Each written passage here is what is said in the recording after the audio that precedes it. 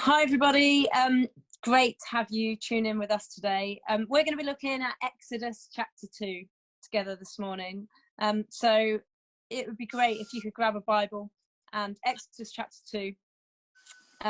Liberty, actually, could you pray for us as we look at the Bible together? Yeah, that's fine. Yeah, Lord, we just pray that this morning goes really, really well, Lord, and we just pray about your words and that you'll speak to us through this and just help us to engage with you, Lord. Amen. Amen. Brilliant. Amen. Tom, do you fancy reading for Yep, us? that's fine. If you just do down to verse 4, that would be great. Just Exodus 2 verse 1 to 4. Cool. So this is the birth of Moses. Now a man of the tribe of Levi married a Levite woman, and she became pregnant and gave birth to a son. When she saw that he was a fine child, she hid him for 3 months. But when she could hide him no longer, she got a papyrus basket for him and coated it with tar and pitch. Then she placed the child in it and put it among the reeds along the bank of the Nile. His sister stood at a distance to see what would happen to him. Great. Vix, could you just give an update of where we got to before this? Because we've jumped into Exodus chapter 2, but it would be helpful to kind of think of what happens in chapter 1. Maybe you could just do a quick overview of it. Yeah, sure. So, okay. So, hold on, let me just give it a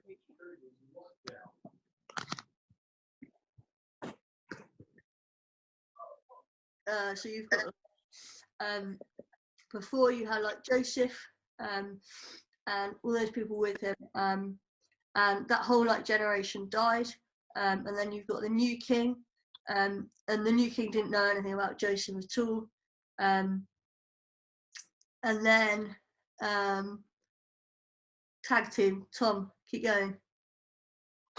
So yeah, he didn't know anything about Joseph at all, and so when he was in charge, he didn't really sort of have any sort of empathy or sympathy for these people that had come across to Egypt, and they were growing in number as part of what God has said the plan was. They were multiplying, and then he was worried about the number that they were growing into. So he did lots of things. He started with putting them into slavery, and then he was killing firstborns and he was killing infants.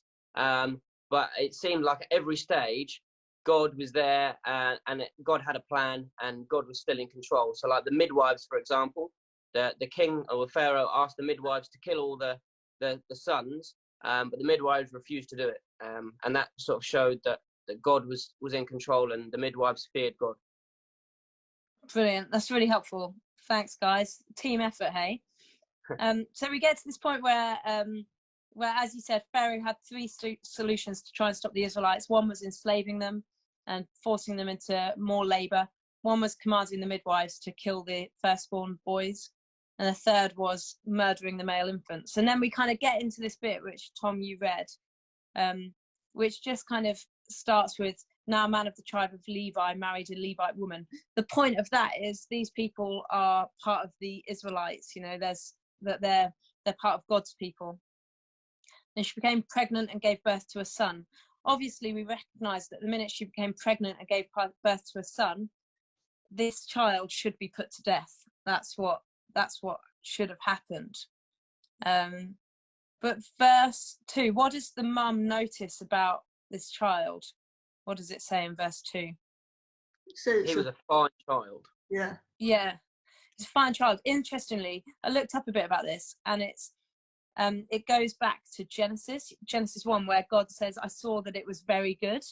He says that once in the Bible, and the same Hebrew word is this for a fine child. So there's obviously something really special about this child. I mean, anytime you have a baby, when I had a son, I looked at him and I was like, wow, this is my son, this is amazing. I would say he's a fine child, but I think this goes deeper because it's the same words as when God saw it was very good, which he uses in the creation story. So she hid him for 3 months. Anyone, Liberty, what would it be like trying to hide a baby for 3 months? It would be so hard to. Yeah, yeah, And pretty much like all the noise as well, all the crying. That would be Yeah. so difficult.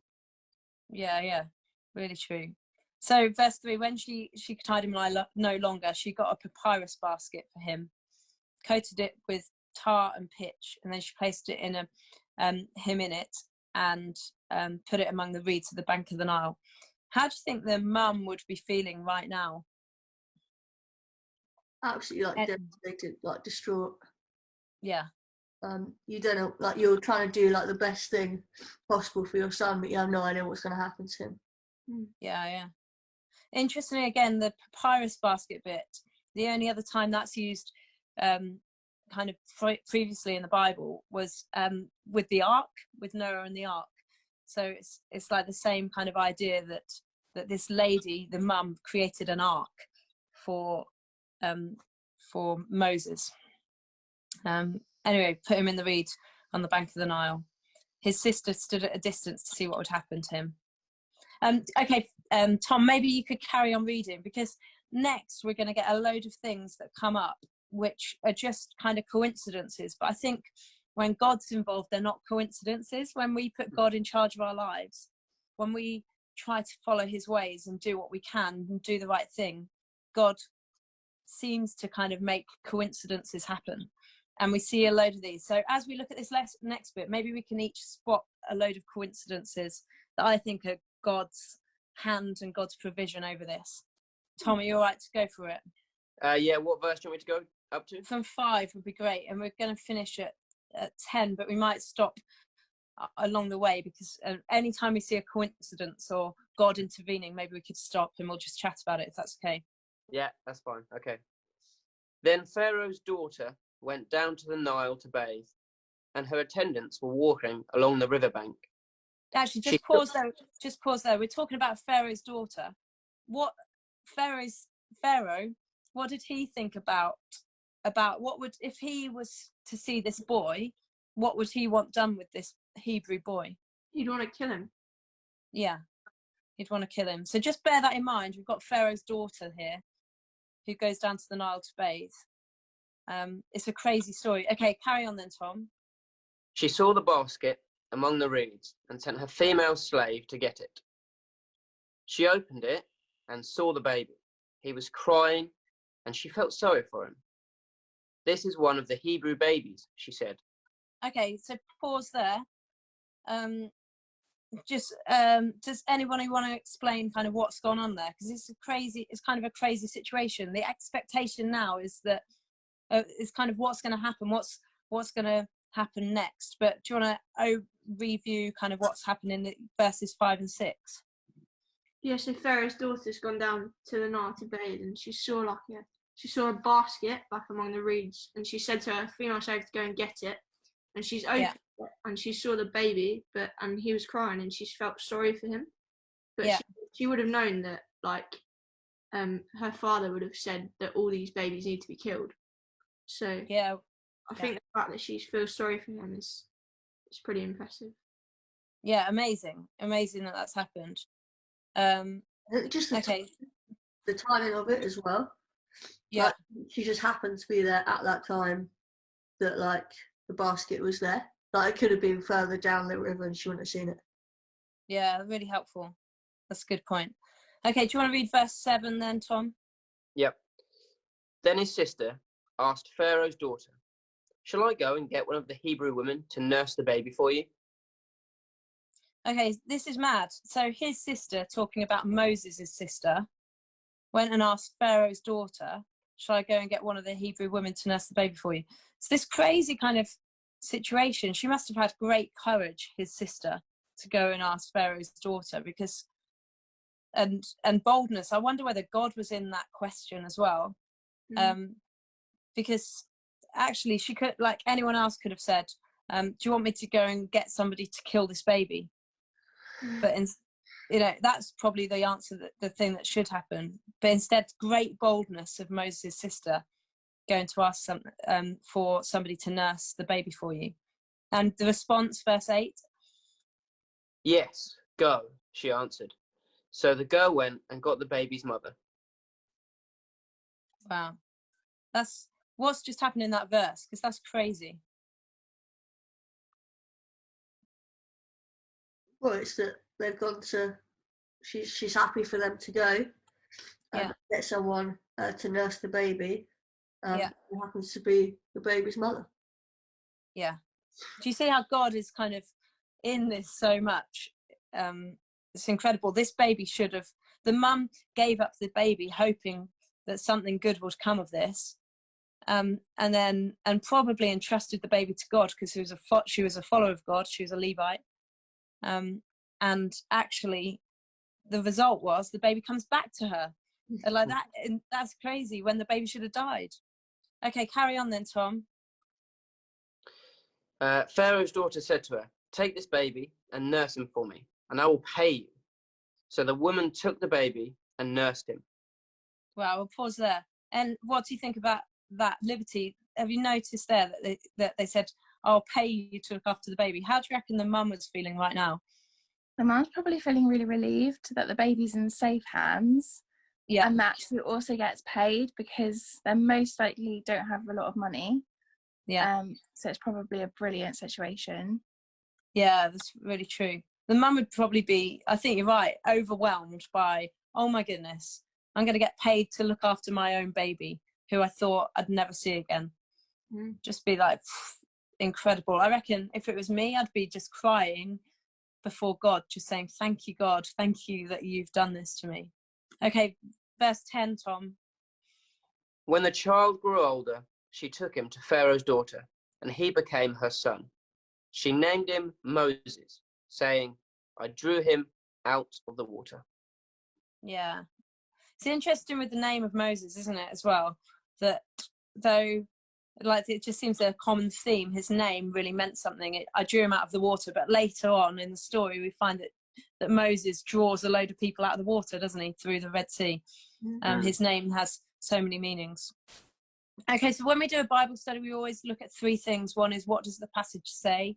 One is, what does the passage mean? And the third one, what does the passage mean to me? And we've kind of looked at the first two, we've unpacked it a little bit. But what about the third bit? What does the passage mean to me? Maybe we could go around. Is there anything that stands out to anybody in this that would help you today in your life? Susie, do you want to start? Yeah, sure. I think it's just about the mother having trust in God. Like, after, even in like the hardest circumstances ever, like I can't imagine that it's much worse than having to give up like your son. Yeah. Like, just fully trusting God in that situation. Yeah. That's really helpful. Yeah. What about you, Vix? Anything that stands out? Yeah, I was just thinking, and just like how you said about like God showing up in the coincidences, like the things that happen. Like, this is pretty crazy that she opened the basket and then she was like, right, go and get someone to nurse the baby, when she could have been like, right, go kill this baby or go tell someone to kill it. Yeah. Like God's provision through that, like God's faithful in that, and he. Yeah. Brilliant. Liberty, anything that stands out to you in this passage? I think when the princess sees Moses in the basket, she doesn't think straight away, oh my goodness, it's a boy, we need to kill it. Yeah. She kind of has another thought about it. Yeah. And I think you should think like that about other people. When you see someone or something like that, you shouldn't just think straight to conclusion they're bad or whatever. Yeah, you just kind of need to rethink, and actually everyone has a purpose. That's really good. I like that. I hadn't thought of it like that, and that's really helpful. What about you, Tom? Yeah, I just think, like, obviously, like Susie said, the idea of like the faith of Moses' sister and Moses' mother in God with it. But I think it's what God did was probably beyond even their sort of wildest imaginations. The fact that the baby's then returned to the mother, but not only that, God was in the fact that the Pharaoh's daughter is then paying for the mother to look after her own baby. Like, God's got above and beyond for that faith that obviously Moses' mother and sister have sort of put into it. And God's, if you'd said to them, what's the best situation here? maybe it would have been to return so we can look after them, or maybe, you know, Pharaoh's daughter would have felt sorry for it and looked after herself. But I think it would have been beyond their imagination that they get the baby back and they get paid to look after him. Like, it's crazy how, like, above and beyond God went in the situation, like in their minds, and I guess in our minds as well. Yeah, really helpful. And it's really helpful for a time like now, isn't it, when we've got Corona, for those things, just thinking about how God is able to do immeasurably more than we can ask or imagine with this. I think of just with Sports Factory, how it's stretching and challenging us to do new ways of doing things that we wouldn't have done before, which is really cool. So I'm encouraged by that. I really love what you said, Liberty, about how just how having a second thought instead of, oh, just kill that baby, to having mercy and being sorry for him or whatever. And I guess us being like that as well, it's easy at this time to judge people for what they're doing or what they're not doing. But we also should have a second thought on people, of thinking maybe we could be merciful people, maybe we could show mercy to them, and recognize that a lot of people are going through really tough situations and trying to make the best decisions at the moment. And I love what you girls said about coincidences, about God just showing up.